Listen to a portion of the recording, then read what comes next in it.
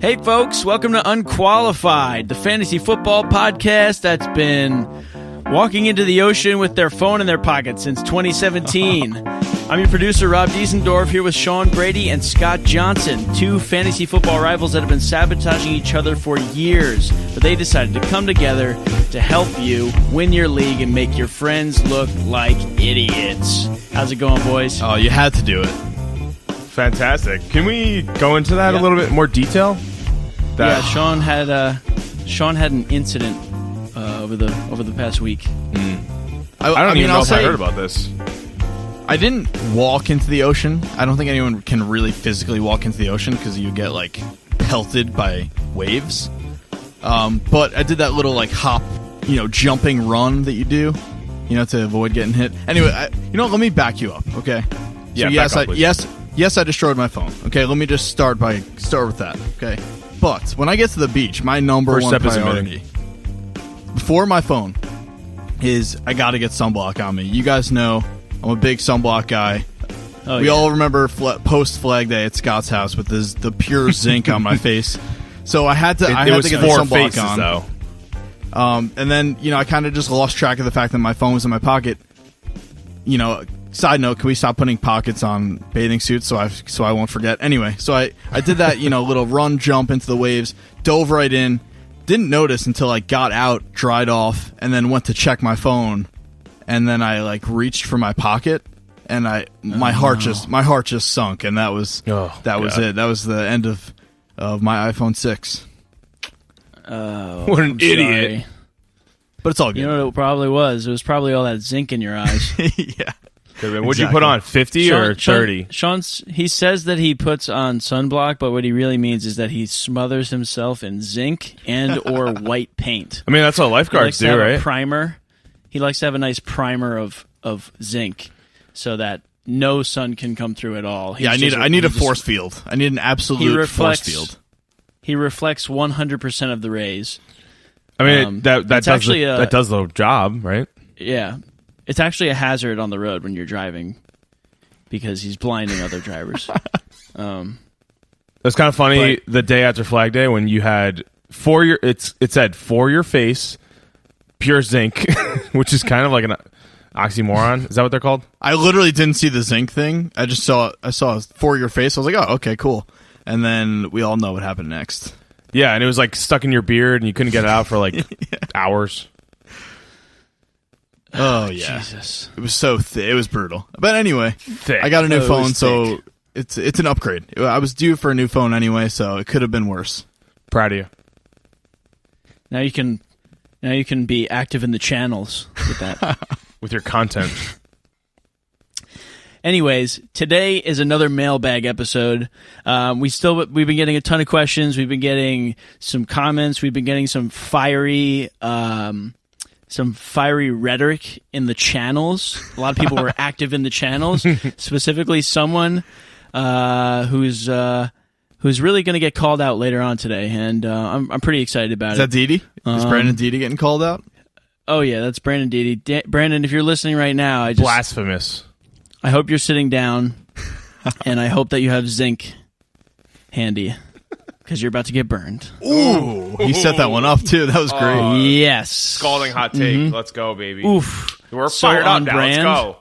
Damn. Theme on point. Hell yeah. I wish you guys could see me right now because I'm sitting in my hotel room. I'm in North Carolina right now. I'm down here for work. I can't say what I'm working on, but I will say... I will say it's ESPN related, but I won't say what it is. Such a a little... what's the word for that? Humble brag. Oh, yeah, by the way. Yeah, humble brag. Thank you. The term. I don't want to sound like a complete jerk, but I'm just kind of a little important. bit of a jerk. I'm working for ESPN this week, guys. I'm kind of an important guy. It's kind of my thing. All right, guy. Anyways, I had a perfectly good desk in my hotel room to use to work and record with you guys. But it was too close to the door, and it was too echoey, and everybody would have heard me in the hallway. So now I'm sitting in between the crevice of the bed and the window with my laptop on top of the air conditioner, and I'm hunched over the computer. So for all of our listeners, there's your Glamour. visual. There's your visual. And Crunched or hunched over the computer? Hunched. You said, Hunched. I thought it sounded like you said crunched. I'm hunched. You should play that back and listen to it. So Well, when you I'm say sure- hunched, you mean your upper back is like the highest point of your body right now? Like Yes, my head is below my knees. Oh, interesting way to describe it. Yeah, Sean. very hunched. That's a hot Yeah. take. It's a warm take, actually. So I just wanted to tell you guys that because some people are think it's cool when people travel. Some people like me. On a business trip, so cool. Yeah, business trip. I'm important, very important guy. So we're gonna get right into the mailbag here. First question comes from who is this? Comes from every single follower on Instagram. Yeah, What? every single follower. That's amazing. Why are we listening to you buffoons when Shelby and Katie both won leagues before you? Oh, well, just before we start, Scott, I'm sure you were wondering, I'm going to North Carolina this week. What do you think of that? Isn't that cool? It's like so cool, man. Like that's like really awesome. Like you're the man. I can't even tell you what I'm going to be doing. I can't even Dude, like tell you. dude, that's like fucking that's nuts. Wait, what? You're going to North Carolina? Whoa. Oh my god. Rob heard What are that you and then doing just there? copied me. He just Are copied you me. Are you working for Sean- Bleacher Report that week? Or the NBA? Actually, he's working for the New York Times. It's really important. You wouldn't understand. That's sick, dude. Sean's side note- actually going to be in North Carolina in Charlotte the day that I'm leaving Charlotte. Exactly. So I'm wondering if we're going to link up on the road somewhere. Or are you taking a flight?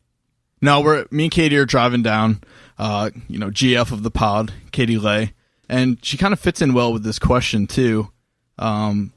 Scott, why are we doing this podcast and not both of our girlfriends who have each won leagues before us? It's a very good question. Yeah, I have a pretty astute observation. So Shelby is in a league with her family, and this past year I helped her with her team. I basically like did her team for her and put all the lineups in, helped her draft, and we got to the finals and lost by 0.5 points. I don't want to talk about it. It's a really sore subject because I lost to you in the other league that same day. But the year before, she won her league on her own. So the common denominator is like I helped, but I also made it worse. So I don't know. We can have him on as a special guest if we want. Fantasy Cinderella Scott Johnson. He just can't get his glass slipper. I can't catch a On the last freaking day. break. Oh, man. Well, to answer... Yeah, good to- question, to though, put a every spin single on follower. this, just to put a spin on this, I think we can kind of learn something from our girlfriend's successes at this sport. First off, if you take it too seriously, you might overthink some things. I think that's just Yes. right off the bat. Something Definitely. I realized. When I yelled at Katie not to take Travis Kelce after just taking Rob Gronkowski 3 years ago, and then she wound up winning the league because she had the two best tight ends in the league in the same year. And then when Gronk got hurt, she still had the number one tight end to plug in. You could be unorthodox and still make things happen. You don't have to do everything by the book all the time. That being said, you know what? We're the ones you guys got, so you have to deal with us. Let's just put it that way. Yeah, sorry. Bays of the pod, they really killed it.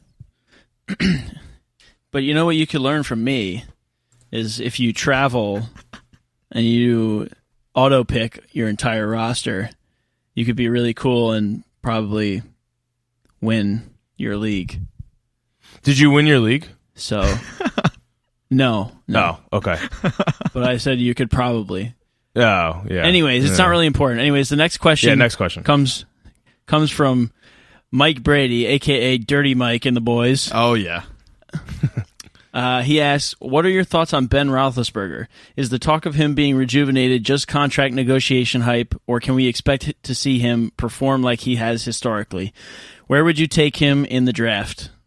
All right, first off, Dirty Mike is very excited to have this question read on the pod. He's been listening. He's been doing his homework, and he's a notably huge Steelers fan. He has been for years, since he laughed at me when I threw a pillow at the TV when Doug Bryan missed 2 field goals for the Jets against the Steelers in the playoffs. Anyway, so I don't want to digress too much.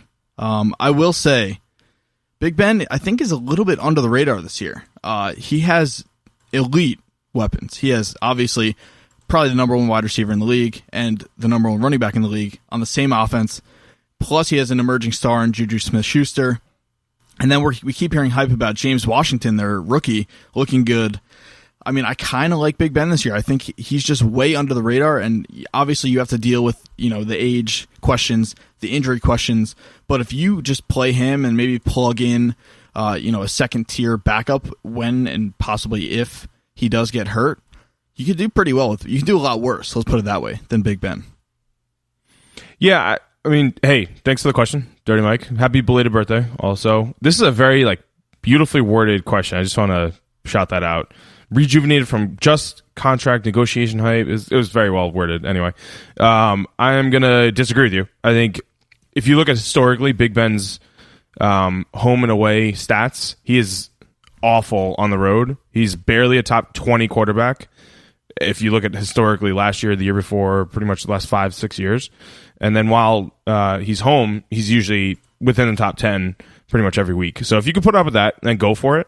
I'm looking at Le'Veon Bell in another. He's probably going to be gone after next year. So who knows if he's going to be all in on the Steelers this year.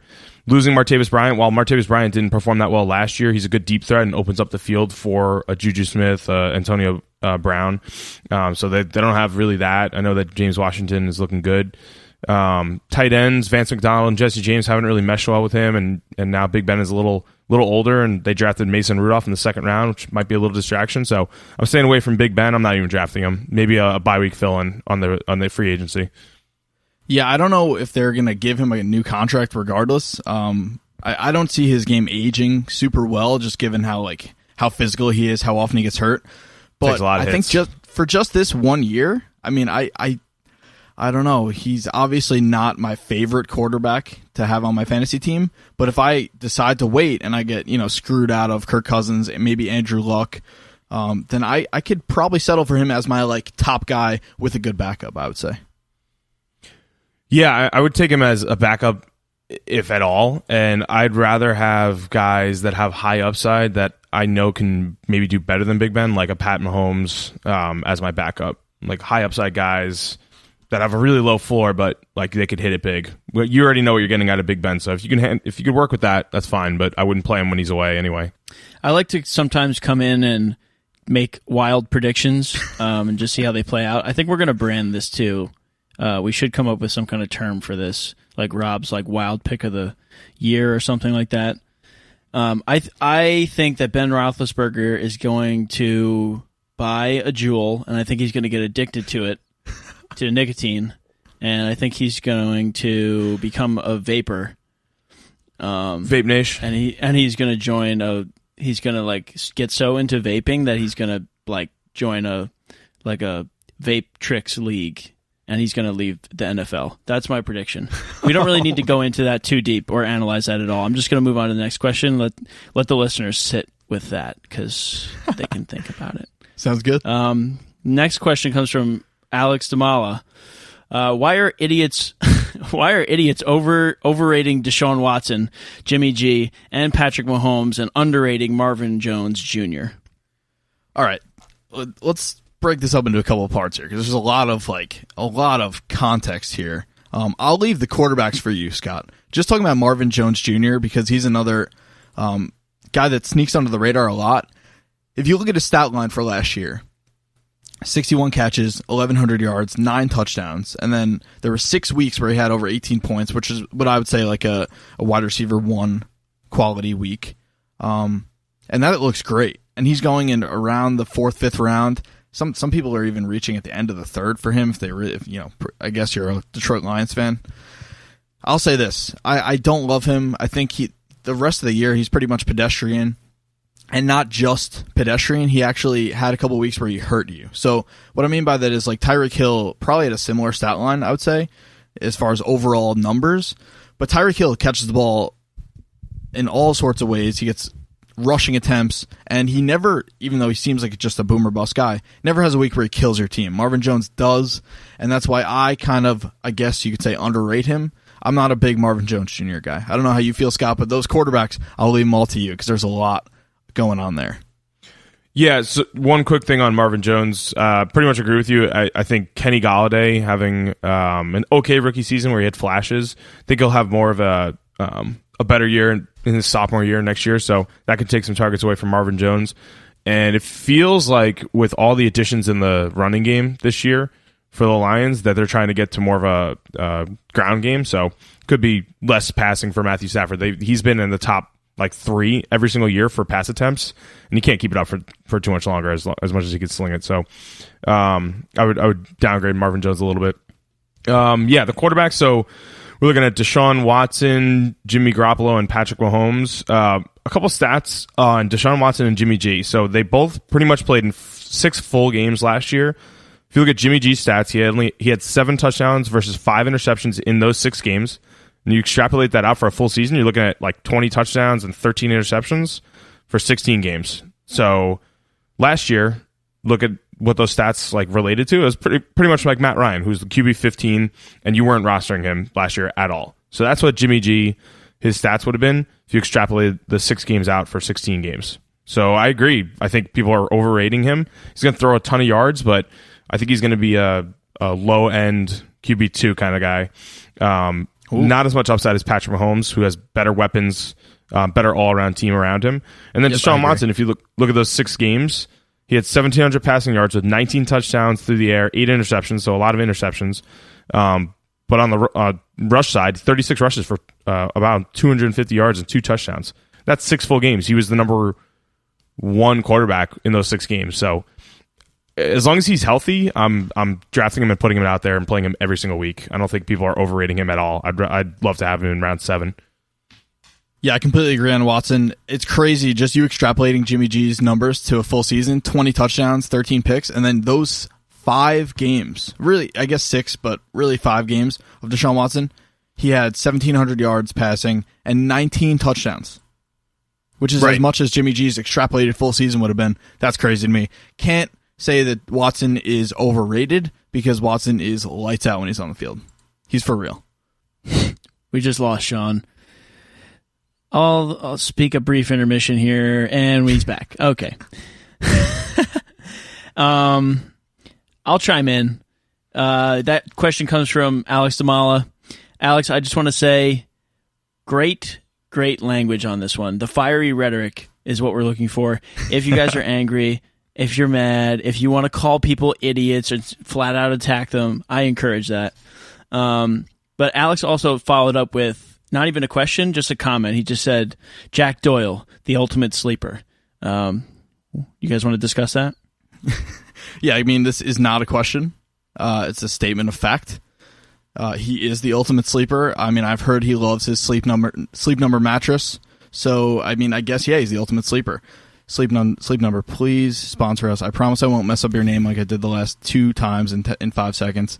But in the fantasy side, I love Jack Doyle. I think Eric Ebron being on the Colts is going to scare some people away, and that's fine with me. I'll settle for him as my 10th tight end off the board. I waited forever. I'll just take the touchdown upside with Andrew Luck and then, fill out my roster elsewhere. Yeah, so Andrew Luck reworking himself from a full season off, he needs that safety valve, and he's proven he throws to tight ends a pretty large percentage of his throws in the past. Like if you look at Colby Fleener and Dwayne Allen in the past, he's had two solid tight ends for a lot of his career. So Eric Ebron doesn't scare me. I think Jack Doyle is going to be a top 5 tight end this year. Yeah, and Eric Ebron doesn't scare me. I think Jack Doyle is going to be a top 5 wide receiver this year. Yeah, that's good. You go to a work trip and all of a sudden just something original I came up with on the spot. Yeah, you're the man. Next question comes from Dan Rustico. How early is too early to draft a QB? Even a stud like Aaron Rodgers. Okay, so we're not going to beat a dead horse. We talk about this pretty much every single podcast to wait on QBs. I'll just handle the one specific case with Aaron Rodgers here. I would say round 4 is still a little bit too early for Rodgers. I think if you get him in round 5, that's okay. He's the only quarterback I would even consider there, and including Deshaun Watson as much as we love him. For me, if you get him in round 5, that's fine. I'd probably rather have a position player there, but I get it. If you want to really just lock him in every week and you could sacrifice that, that flex spot or maybe that second wide receiver spot. But, if you get a good quarterback in round 7 or 8, that's, I would say, better than getting Rodgers in 5. So I guess it's kind of your personal preference, but I tend to wait a little bit longer. Yeah, I always wait longer, but if you look at like Rodgers and Tom Brady, they've both lost some pretty big targets in the offseason. Maybe not Tom Brady as much, but there's a lot of variables in that passing game now for Tom Brady. He lost Brandon Cooks. Aaron Rodgers lost Jordy Nelson, his favorite target. And yeah, he got Jimmy Graham back, but the top two guys. So if you look at last year, like Aaron Rodgers got hurt for most of the season last year. No one was obviously expecting that. Deshaun Watson was barely drafted and outperformed Rodgers when he was out there, or nearly did, and he got hurt too. So there's so much like variables there that you can't really rely on that. I mean, you could rely on Aaron Rodgers, and I'm sure he'll stay healthy, but still, round 4, the caliber of running back or wide receiver you can get at round 4 compared to round 8, when you can get a pretty serviceable quarterback compared to Rodgers, it's not even close. Yeah, and let me just add, especially if a round 4 talent, like a guy that gets a round 4 grade from us, should go in round 4, slips into round 5, I'm no way taking Aaron Rodgers over him. So, for example, like I'm trying to think who's like a 4th rounder right now that with huge upside. I'm blanking on it. Maybe even like a Tyreek Hill. I don't see him going round 5, but say he does fall, I'm taking Tyreek Hill over Aaron Rodgers because that could be a league-winning pick. Aaron Rodgers, as fun as it is to watch him every week, he's not going to win you your league if you take him in round 5. Yeah, and I'm going to chime in. How early is too early to draft a QB? It's never too early. I say go for him the first pick. If it's Aaron Rodgers, throw a wrench in the works and just pick him on the first try. Grow a pair and do it and just see what happens. Next question comes from Andrew Mormon. Does Saquon Barkley deserve to be listed on SportsCenter Best Players Under 25 team as an RB2 behind Todd Gurley? Look, I'm a big Saquon guy, but no way. Not yet. I mean, Kamara is incredible, and he's under 25. And then you look at Ezekiel Elliott, who, had like a weird year last year, but is clearly way more proven than Saquon. I don't know. Obviously, Saquon's going to be like, the darling of sports entertainment for, at least this year. And I like him a lot, but he has not stepped on an NFL field yet when it counts. Obviously, he played one preseason game. So I'm saying no. I think SportsCenter, I know, Rob, you're a big ESPN guy now, but SportsCenter is just washed up. It's not what he used to be. Yeah, I'm a veteran. ESPN veteran. I'm thinking of like real quick before we move on. I'm thinking of like a thought experiment. What if one of our listeners only listened to things that Rob said and then it disregarded us? So like they hear Rob say draft Aaron Rodgers first overall and they go and do it. Like I would just be so curious to find out what kind of person would do that and how it would go. That would just be a lot of fun. Yeah, I don't know. I think it's one of Rob. It's got to be someone with Rob's brain, and I don't think that's anyone that we know. He's really a individual commodity. Advanced. Yeah. Okay. Advanced is the word. Thanks. These next 2 questions actually are from Connor Brady, brother of the pod. This one, I don't know if this pun was intentional or not, but very well done. Either way, how high are you guys on Josh Gordon this year? Scott, what do you think? First off, very, very nicely worded there. The Brady family has really good wording with their questions. I must say, very punny. Wordsman, craftsman. Yeah. I'm going to say this is a wait and see situation because Josh Gordon, he's had so many off the field issues. It's kind of crazy. Out of anyone I've ever seen in fantasy football or real football, he's had the most off the field issues out of anyone. And I've been playing fantasy football for 11, 12 years now, and it's crazy when he's out there. He's a force to be reckoned with. But I would stay away from him. I mean, I don't know if it's a joke or not, but the Browns are slightly looking at Des Bryant, bring him in. I think that's more because they just lost Corey Coleman to a trade with the Bills. Might have been some issues with him there on the Browns as well. But, they have Jarvis Landry, they have David Njoku, they have pretty good running backs that catch the ball. So I think Josh Gordon, even if he's out there, there's too many distractions right now, especially for his ADP, which is like 5th round, I think. Yeah, he's very risky in the 5th round right now. Hopefully this is all settled before fantasy drafts take place.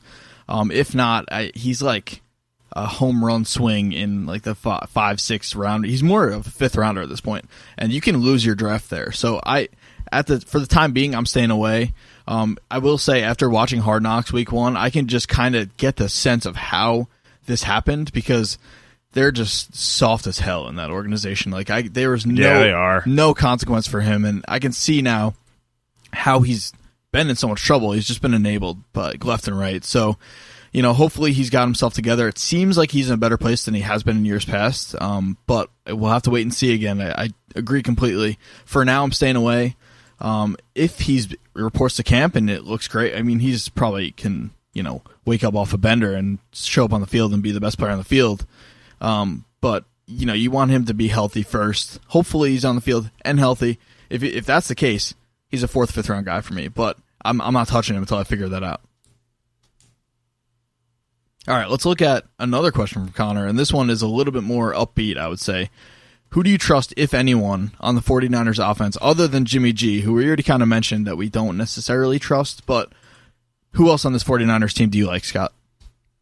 Yeah, the only guy that I can see having some value is Marquise Goodwin, and the only reason I say that and not Pierre Garçon is because Pierre Garçon is getting up there in age. He's like 32.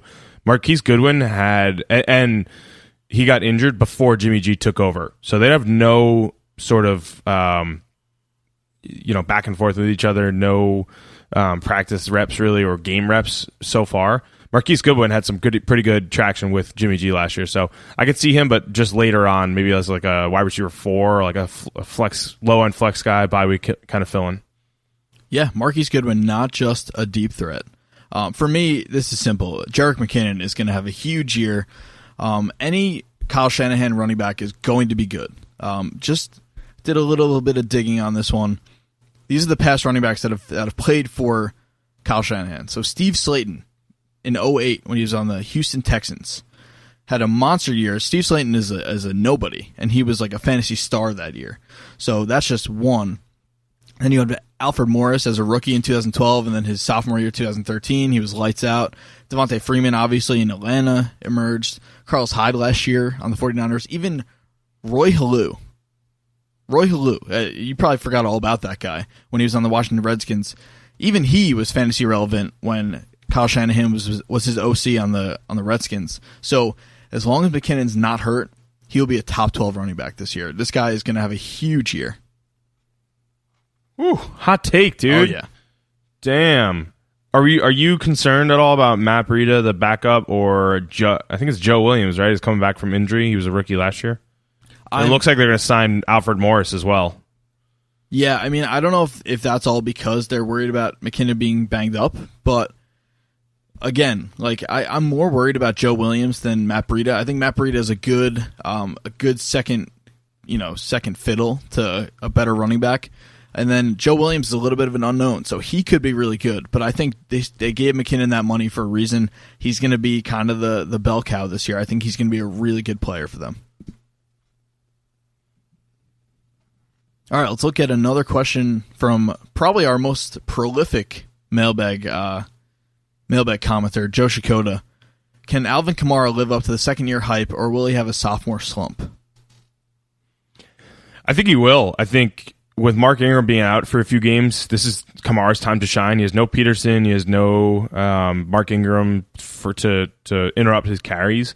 The one thing I will challenge on is that he only had 120 rush attempts last year. So he had an average of 6.1 rushes yards per rush, which is crazy. 8 touchdowns through rushing, which is not as sustainable as one might think. 120 attempts for 8 touchdowns. Usually, if you have 250 attempts, you have 8 touchdowns. So I could see easily his rushing touchdowns halved. And then in terms of receptions, I think he's going to get almost just as many. He had 81 receptions, 826 yards per reception. 826 yards, which is 10.2 per reception and 5 touchdowns. There seems to be a there might be a regression in the mean here in terms of his averages, but the volume is definitely going to increase this year. So he had over 200 touches last year. I think he'll get 250 to 300 and be a top 10 running back, but maybe like 6, 7, 8 kind of guy. Yeah, I would just say he's legit. Don't overthink it. If you pick Alvin Kamara, you're going to see him with that like sick like arm tape and the 41 flying down the sideline, hurdling guys. Like he's the guy you want on your team. Don't get cute and be like, regression. No, this guy's he's legit. He's gonna touch the ball a lot more this year with Ingram out. I love Kamara this year. I think he's a stud. Another hot take, huh? Yeah, absolutely. Let's say where is he going? Is he going to be like top 3 running back? What are you saying? PPR, I would say yeah. I think he'll be top 3. Non PPR, I don't like him nearly as much, but again, that's kind of because he's a little bit more dependent on receptions than the other top guys. But again, he's a guy. He's a locked in RB1. I'm not worried about him at all. I'll do a little. We'll do a little debate here. I'll go. He's going to be running back 10. Ooh. Standard. And inside for PPR, but standard, I think he'll be 10 or 11, something like that, actually. Not 6, 7, 8, like I just said. I'll rescind that.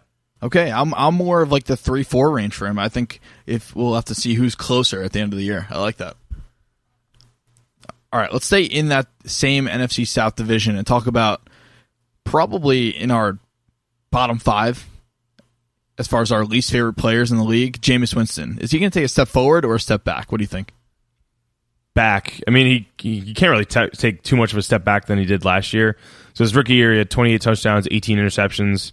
Last year, he had 19 touchdowns, 11 interceptions, but he was out for a few games. He's also going to be out this year. He's going to be suspended for 3 games. I don't think he's a leader. If you saw Hard Knocks 2 years ago or last year, yep, last year. You saw everything about him was fake. It was last year.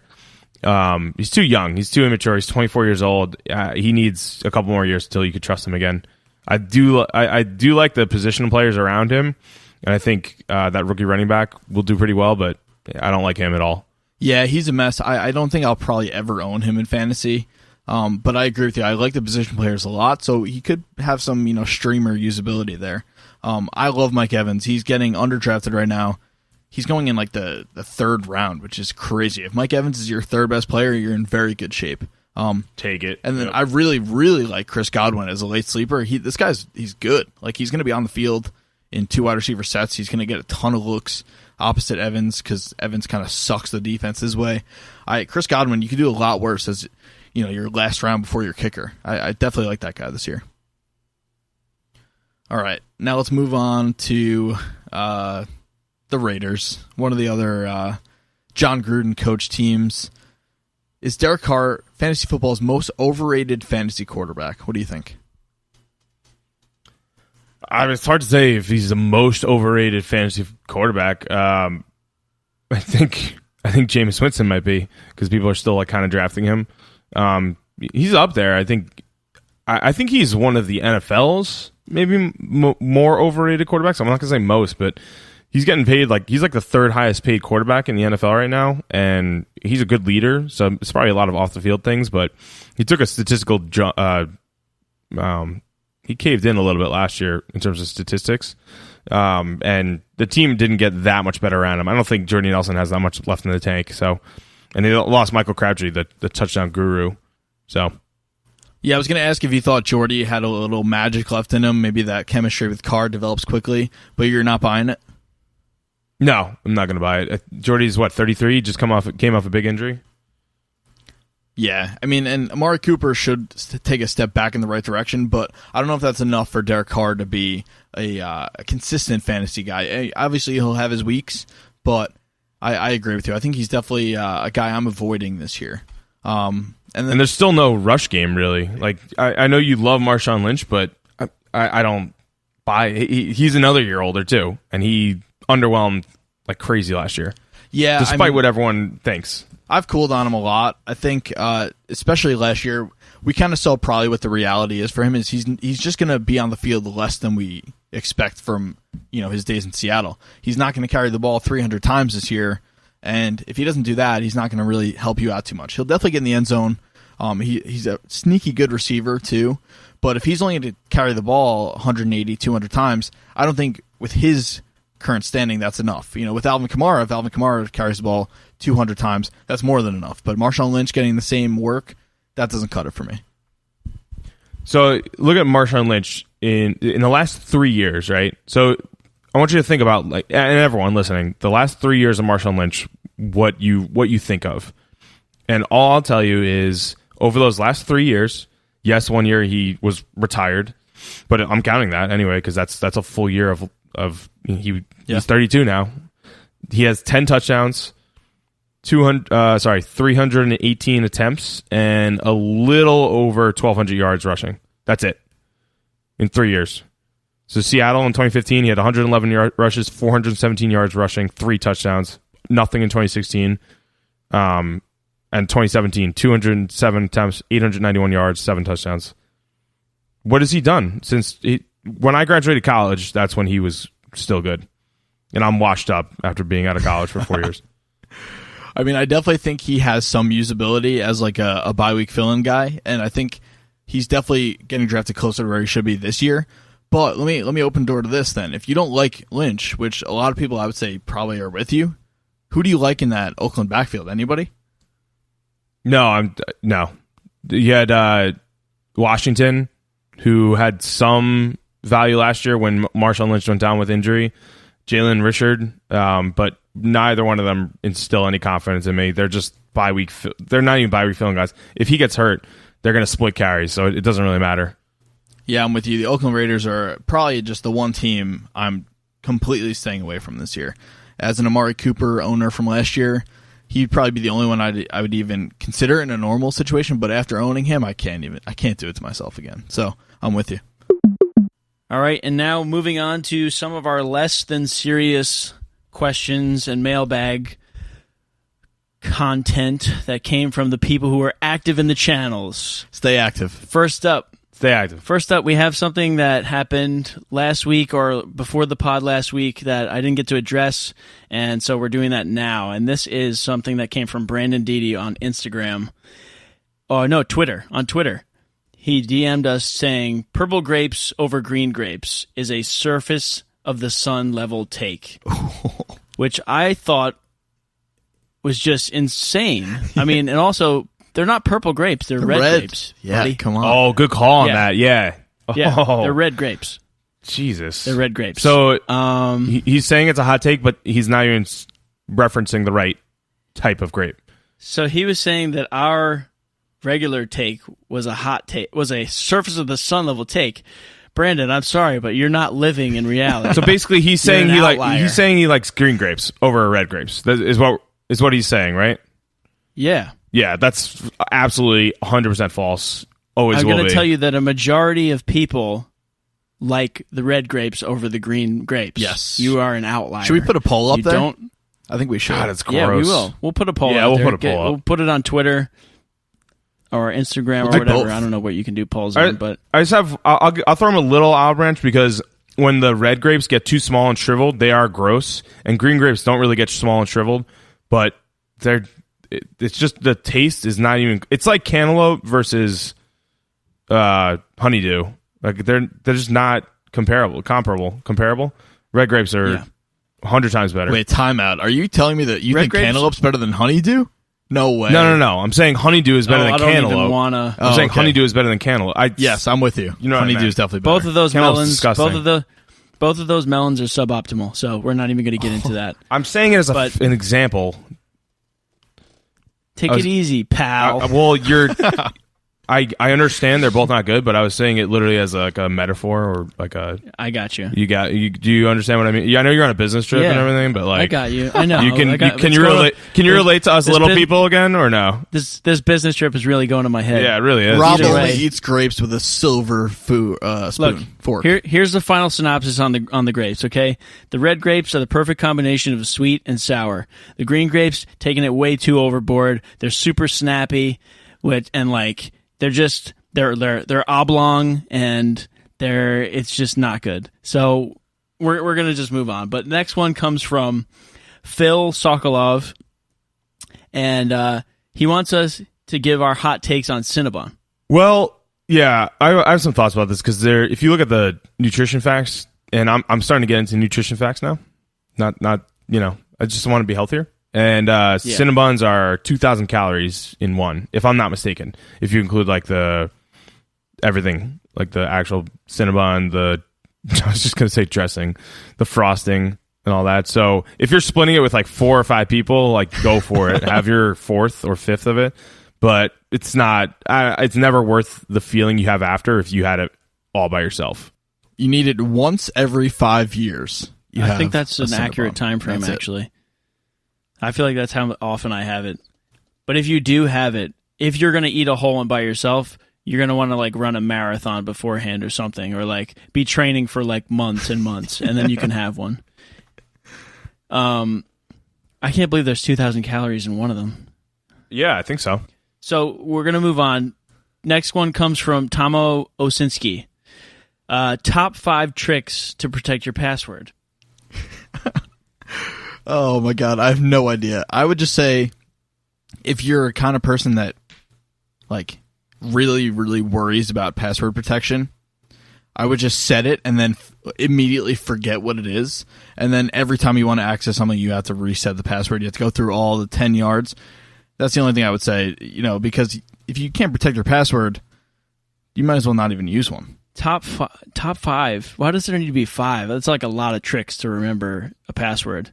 It's too many. If you want to protect your password, I think the best thing you can do is like you always want to write it down, and then like if you have a safe, then just take whatever you like. Don't shove it in your pocket or your wallet because somebody's going to find it there. Just put it in a safe, and then nobody can steal it.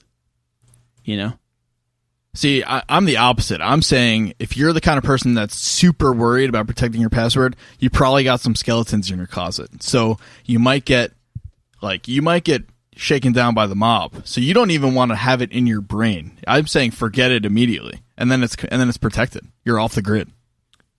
I have a quick thing about Cinnabon. I was vastly mistaken. It's not 2,000 calories. It's about 1,000. Sorry, but it's still too much.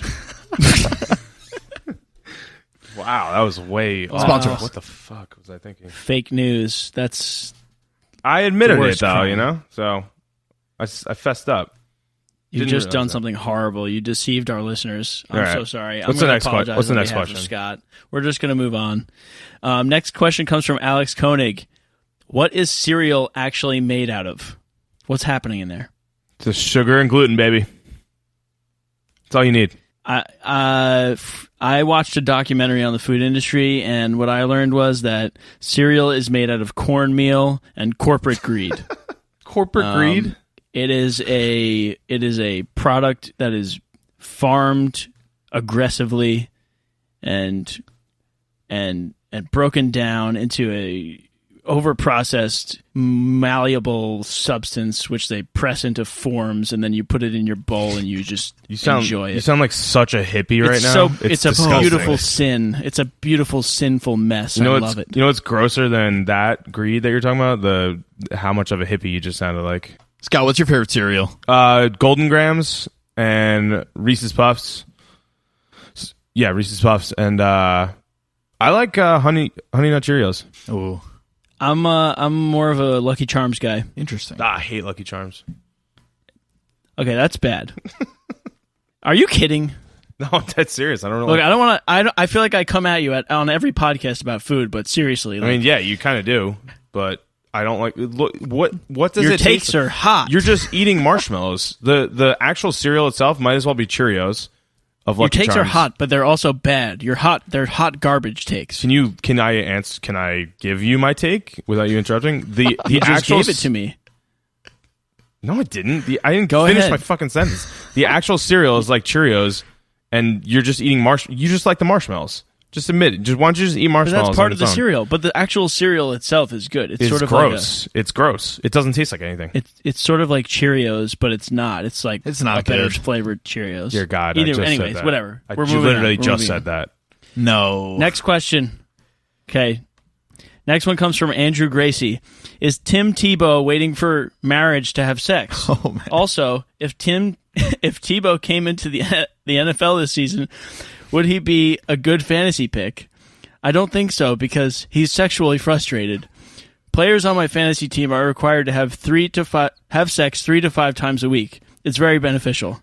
Oh, see, this is the type of, I would say, question, but it's really a series of questions that only raises more questions for me. How do you know it's beneficial? How do you know this stuff? Anyway, I'm not even going to touch that.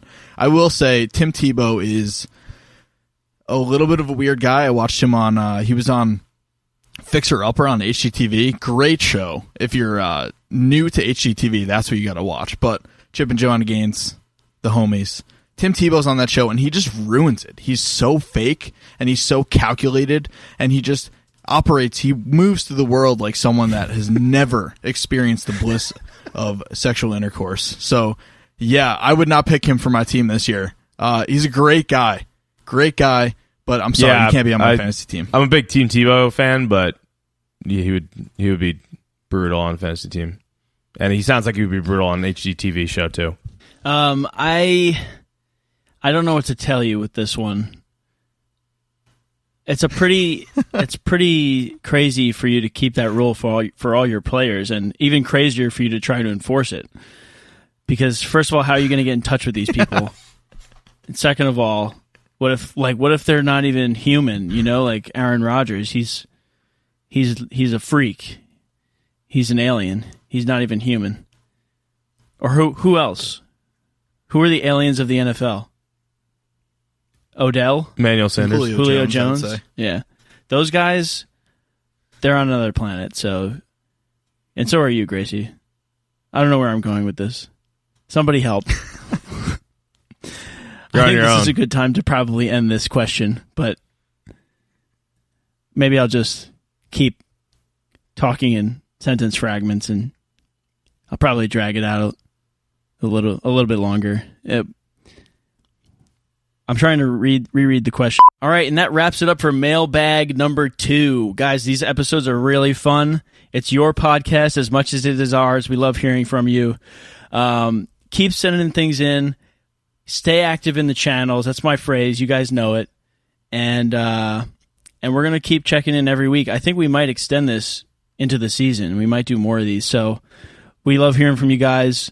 It's been great. I'm in North Carolina. Don't forget it. Sean wears zinc on his face. And I'm an important person. So I'm in North Carolina. I travel for business. I travel. I go places. Hit us up on Twitter. Let's talk about... Oh, what's a question I wanted to ask? Oh, well, let's talk about bread. What do you guys think about ciabatta? Okay, send us a DM about ciabatta bread. And if you have a better bread, then include that too. But focaccia. That's about it. That's all I got. Focaccia bread that's a good one. Focaccia? Yeah. Almost focaccia about that. Whatever I say, someone's going to jump down my throat, so I'm just going to shut my mouth for this part. I will. Yeah, I will. Because you're a very important businessman. I'm important, and I travel for business. Well. Okay. Well, see you in North Carolina. See you later. See you later.